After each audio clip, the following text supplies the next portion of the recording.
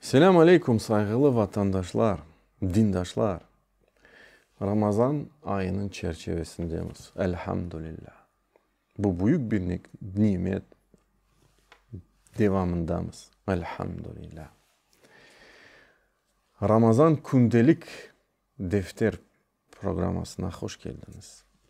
İşte saygılı dindaşlar. Devam etimiz. Ramazan dinimizde hangi makama ala? Bu sualın cevabı Ramazan ayında İslam dinimizin bir ruknudur. Bu cevapta büyük bir derin bir mana vardır. Yani şimdi hepimiz gurbetten geçtik. Hepimiz çoğumuz sürgünlükte doğduk. Anda karbabalarımız, kartanalarımız çekişip evler kurdu. Kaytık vatanımızga, ana yurdumuzga, kenedi evlerini kurmaya başladı. Ev kuracakken ilk evvela insan ne yapar? Temelini atar. Temelini düşünüyor. Eğer bu evinin temeli olmasa bu ev ne kadar duracaktır? İlk bir yağmur yağsa dağılıp gidecekler. Kayıp gidecektir. Büyük ihtimal öyle olacaktır. Ama temeli sağlam olsa bu evde sağlam olacak. Mutlak sağlam olacak. İşte İslam dinimizin temeli İslam erkanlarıdır. Ve Ramazan ayında bu dinimizin bir ruknudur. Bu hususta Peygamberimiz sallallahu aleyhi ve sellem aytti ki yani Abi Abdurrahman Abdullah ibn Umar el-Khattab radıyallahu anhuma قال Resulullah sallallahu aleyhi ve sellem يقول سمعت Resulullah sallallahu aleyhi ve sellem يقول بني الإسلام على خمس. Peygamberimiz aleyhissalatu vesselam buyurdu ki İslam 5 rükünlerin üstünde kuruldu.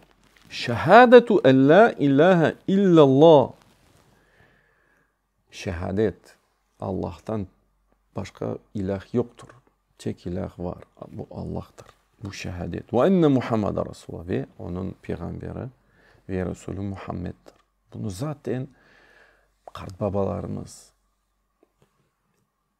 nesil dualarda tekrarlap bizge bunu sakladı. Ve ikamis salah. İkinci rüknü namaz kılmasıdır. Ve üçüncü rükü ve itaiz zekat. Zekat çıkarılması. Zekat. Yani zenginlerinin fukarlarga için bir hakkı. Ve hiccul beyt. Ve hacılıkka barmağı en az bir kere hayatta. Ve savm Ramazan. Ve Ramazan ayında oruç tutmak. Ravahul Bukhari ve Müslim. Yani oruçta büyük bir fazilet var, sevap var. Bundan başladı. Büyük bir fırsatlar var. Ama ve lakin saygılı vatandaşlar, dindaşlar, oruç tutmamakta da büyük bir felaket var. Büyük bir bela var aslında. Çünkü bu İslam dininin bir temelidir. Bu temel gitse evimiz yani dinimiz er ya da geç dağılır gider. Bunu anlamaya gerek. Ve bu hususta bakınız Peygamberimiz sallallahu aleyhi ve sellem ne aytar? Peygamberimiz Balaban uzun bir hadiste Allahu Subhanahu Teala ona korsetken şeylerini, kıyamet günde nasıl adamlar azap çekecek, ne için bu azapını çekecek? Gösterdi rüyada. Biliriz ki peygamberlerin rüyası bu vahidir. Bunu anlatır. عن أبي أمامة الباهلي رضي الله عنه قال سمعت رسول الله صلى الله عليه وسلم يقول İşte sahabelerden birisi ismi Ebu Umame el-Bahili. Allah ondan razı olsa ayta ki ben işittim ki nasıl Resulullah sallallahu aleyhi ve sellem ayıttı. Beynema ana naim men yuklarken yani rüyamda iz etani raculan yanıma iki adam geldi. Fa bi dab'i beni elimden aldılar. Fa'ataya bi cebilen bu'iran ve obalı töpeli yani zor bir dağa getirdiler onu. Fakale sa'at dediler ki götürül bu dağa. Fakult inni la utikuhu. Ben cevap verdim ki ben imkanım yok, takatım yok. Fakale inna senusehhiluhu lek. Ve onlar ayttılar ki biz sana yardım ederim. Kolaylaştırırız bunu. Fasa'attu. Ve Peygamberimiz gerçekten götürüldü bu dağa. Hatta iza kuntu fi sevâil cebel. Ve tamamen bu dağa götürülgen son nelerini gördü bunu anladı Peygamberimiz. İza bi asvatin şedide.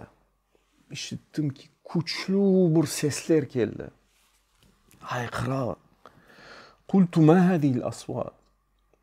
Ben sordum bu sesler ne seslerdir?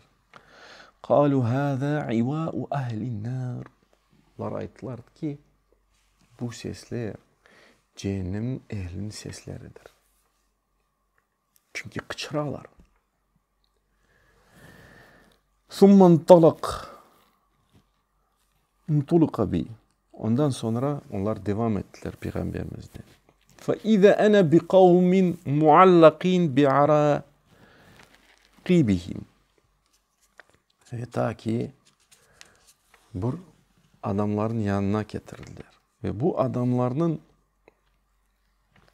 tiz altındaki, tiz dediğimiz ayakın tizleri var. Onun altında cılınlar var. Suhacıyla. Bu adamların bu cılınlarını tutup astılar. Muallakin.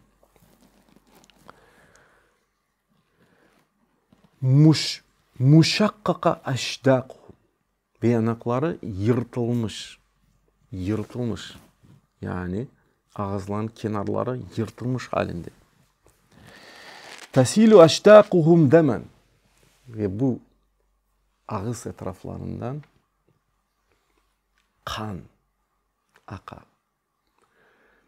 Ve toxtamayıp kan akar. Kult man haula. Ve Peygamberimiz sordu bu adamlar kim? Ve ona cevap verdiler böyle. Haula illezine yuftiru qabla tahillete savm. Bu adamlar oraza vakti çıkmazdan evvel ağzını açarlar. Yani oraza tutmaylar. Yani saygılı vatandaşlar, dindaşlar, Ramazan tutmakta büyük bir sevap vardır. Ve aslında bu farzdır, ruknudur. İslam'ın dinimizin ruknudur.